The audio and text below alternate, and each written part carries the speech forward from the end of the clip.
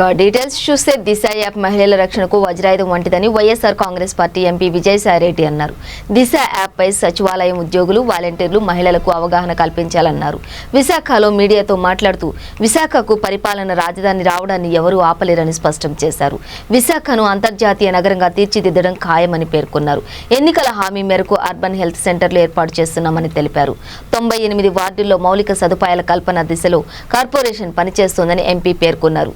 అదేవిధంగా సచివాలయ సంచయితపై అశోక్ గజపతిరాజు చేసిన వ్యాఖ్యలు దుర్మార్గమని ఎంపీ విజయసాయిరెడ్డి మండిపడ్డారు. విలువైన భూములను అశోక్ గజపతిరాజు స్వాహా చేశారని విమర్శించారు. రికార్డులు తారుమారు చేశారని, తప్పు చేసిన వారికి శిక్ష తప్పదని హెచ్చరించారు. విచారణ నివేదికగా వచ్చాక చర్యలు తీసుకుంటామని స్పష్టం చేశారు.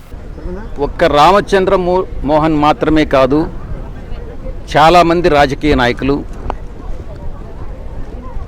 మరికొంతమంది అధికారులు దీంట్లో భాగస్వాములై ఉన్నారు.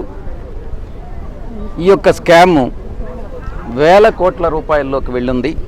వీరందరినీ ఇన్వెస్టిగేషన్ పూర్తయిన తర్వాత తప్పకుండా చర్యలు తీసుకోబడతాయి. నేను మహిళా కమిషన్ చైర్మన్ గారు పద్మ గారు చెప్పిన దానికి సప్లిమెంటరీగా నేను ఒక విషయం చెప్పదలుచుకున్నా ఉన్నాను.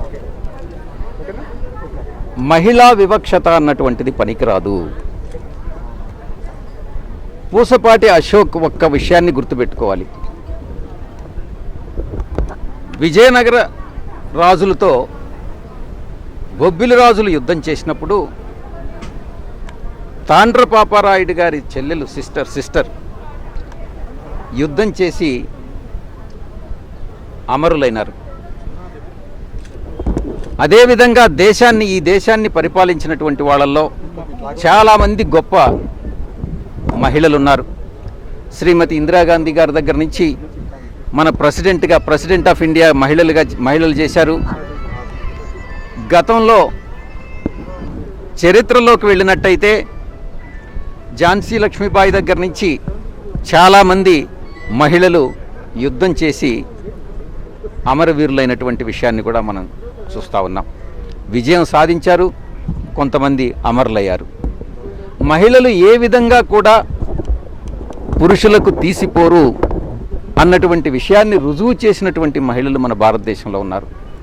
ఈ నేపథ్యంలో పూసపాటి అశోక్ నేను ఒకటే విజ్ఞప్తి చేస్తూ ఉన్నా. మీ వంశంలో మహిళల వివక్షత అన్నటువంటిది మీరు విడనాడండి, మహిళల్ని ఎంకరేజ్ చేయండి. ఇది ప్రభుత్వ విధానం కూడా. గౌరవ ముఖ్యమంత్రి వర్యులు మహిళలకి సమాన హక్కులు, సమాన స్థానాన్ని కల్పించాలి సమాజంలో అన్నటువంటి ఉద్దేశంతో ముందుకెళ్తా ఉన్నారు.